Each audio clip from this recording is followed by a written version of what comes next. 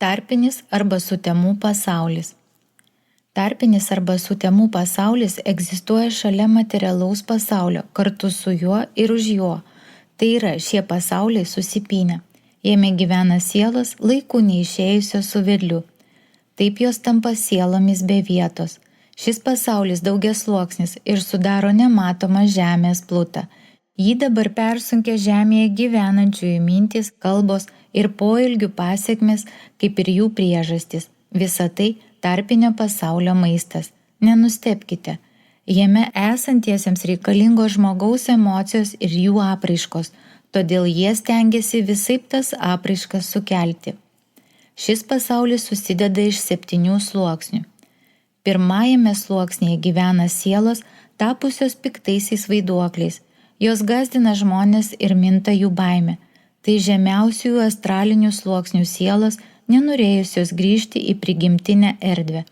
Tai buvę šaltakraujai žmogžudžiai arba maniakai, prisiekę satanistai ir juodosios magijos atstovai, kurie slepiasi nuo atsakomybės. Šios sielos susiranda giminingos vibracijos sielą kūne ir visokiojopai dirba su ją ir per ją. Žmonės, per kuriuos jos dirba, jaučiasi nebaudžiami, neigia karmos dėsnį ir teigia, kad jis jų neveikia. Mirę jie dažniausiai patenka pas savo mokytojus.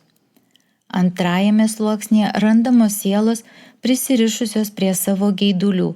Tai nepasotinami ištvirkeliai, propaguojantis seksualinės orgijas ir iškrypimus. Šios sielos įkvėpia panašių siekių žemėje turinčiuosius plėtoti sekso industriją, sukti pornografinius filmus, skatina seksualinę prievartą, iškrypimus ir nemotyvuotą gyvulišką pavyduliavimą.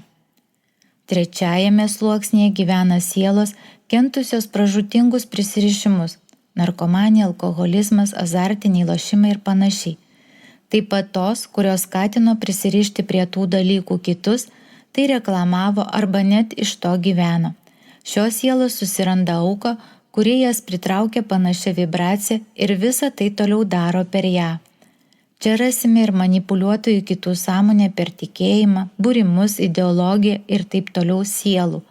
Ta dariusio žemėje jos gana greitai susiranda panašių vibracijų žmogų ir pradeda jam siųsti apreiškimus. Jų tikslas – pajungti kuo daugiau kitų sielų ir panaudoti jų gyvybinę energiją.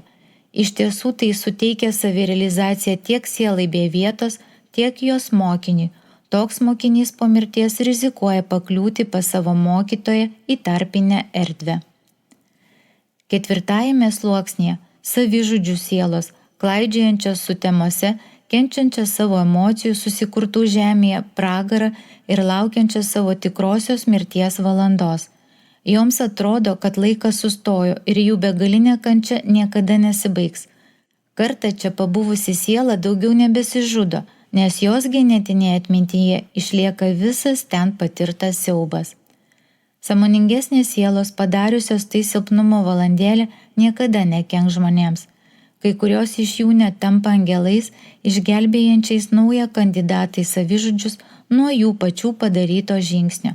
Paskutinę minutę jos pakužda atsisakyti lemtingo ketinimo ar net sumeistrauja aplinkybės taip, kad savižudybė neįvyktų. Nesąmoningos sielos, kentėdamos pačios, nori, kad kentėtų ir kiti, todėl paskatina žudyti tuos, kurie turi polinkį į tai arba tvyro prie tos vietos, kurioje savo atėmė gyvybę ir sukuria jai prakaištingą šlovę. Ten padaugėja savižudybių. Penktajame sluoksnyje gyvena tėvų, vaikų, brolių ir seserų žudikų sielos, kaip ir jų aukos, nesugebėjusios laiku išeiti su vedliais. Jos lieka toje vietoje, kur buvo nužudytos, kaip ir žudiko siela lieka ten, kur buvo padarytas nusikaltimas. Ją sulaiko šitaip susikurta giminės karma. Išeiti į kitus pasaulius jos gali tik tada, kai pasikeičia 7 kartos jų pažeistoje giminės linijoje arba kas nors iš tos giminės savo vidiniu gėriu transformuoja ją anksčiau. Sąmoningesnės sielos stengiasi visai padėti savo giminiai. Nesąmoningosios kiršina giminaičius ir perša savo netikusias nuostatas iš kartos į kartą. Gyvendamos ten, kur įvyko įvykis, Tokios sielos siekia, kad jų giminės nariai neparduotų tų namų, juose gyventų toliau. Giminaičiams iš ten išsikraušius, jos tampa vienišais vaiduokliais, savo begaliniu ilgesiu traukiančiais jautresnius giminės narius vėl grįžti į tas vietas. Šeštajame sluoksnėje lieka visos sielos, kurias laiko nepaminėti fiziniai prisirišimai prie nuosavybės, konkrečių žmonių, nebaigtų darbų, staigios mirties vietos, savo turėto kūno ir taip toliau. Šiame sluoksnėje lieka ir tos sielos, kurios vis negali suprasti, kad mirė, todėl su vedliais neišeina. Jų elgesys priklauso nuo žemėje pasiekto sąmoningumo lygmens. Dažnai jos prisikabina prie kurio nors buvusio artimo žmogaus ir verčia jį gyventi už jas. Šiame sluoksnėje esančioms sieloms paprastai atsiranda galimybė išeiti į astralinius pasaulius. Ji priklauso nuo paskutinį kartą gyvenant žemėje susikurtos karmos. Septintajame sluoksnėje lieka didžios sielos, pasišventusios vienai šaliai, žemei, mokymui ar idėjai. Jos žino, kad iš šio sluoksnio pralaidumas geresnis nei iš astralinių pasaulių, ar juolab mentalinio ir toliau. Šios sielos aukoja savo evoliuciją dėl žmonijos, kuriai besąlygiškai tarnauja ateities, savai būdais perduodamos tai, kas būtina. Jos nežaidžia žaidimų, būdingų tarpinės erdvės gyventojams, tyliai laukia tų, per kuriuos galės imtis darbo. Išeiti toliau gali tada, kai žemėje įgyvendinama jų idėja. Sutikimą likti septintajame sluoksnėje tokios sielos duoda sąmoningai dar būdamos kūne. Toje erdvėje lengviau susikurti laikiną materialų į atvaizdą, jeigu tai reikalinga to meto situacijai, ar atlikti veiksmus, kurių esant astralinėme kūne atlikti neįmanoma. Todėl nenustebkite, bet visų pasaulių dievai ir mokytojai turi savo atspindžius ir šioje erdvėje. Tai būtinybė, kad nejautrų žmonės galėtų juos savai pajausti, gal net regėti. Iš čia ir dievybių apsireiškimai, paliekantis regėjimo vietoje savo energijos pėdsakus. Jūsų ezoterikoje minimo šventos buveinės kituose planuose. Tai yra būtent šis planas, todėl jis geriausiai jaučiamas. Ten būdamas žmogus gali pasisemti tam tikros krypties energijos tiek, kiek jo sistemos sugeba įgerti ir tokio švarumo, kokio jis pats yra. Tokios buveinės tampa šviesos telkiniai žemėje, lengviau atveriančiais prieimą ir prie kitų planų. Taigi, kartojame, viskas priklauso nuo to, kas į tą buveinę patenka sąmonės platumų. Mirusioje siela pereina per visus tuos sluoksnius pagal savo tik pasibaigusio gyvenimo mintis, darbus bei kalbas ir gali ilgiau užsilaikyti kuriame nors iš jų. Tuos sluoksnius, į kurios jos virpesiai niekaip neatsiliepia, ji pereina lik ir nepastebėdama. Tarpinis pasaulis itin degina ydų nuosėdas, kuriuose virte verda mirusiojo siela. Krikščioniškoje tradicijoje minėtieji 6 sluoksniai tai skaistykla, o 7-ajame įvyksta galutinis teismas, pagal kurio sprendimą siela nukreipiama toliau. Į kuo aukštesnį pasaulį siela ruošiasi keliauti, tuo trumpiau ji užsibūna tarpinėme sluoksnyje. Jame ji galutinai nusimeta savo eterinį apdarą ir išsilaisvina iš fizinių prisirišimų. Turėdama tokių prisirišimų, ji negali eiti toliau.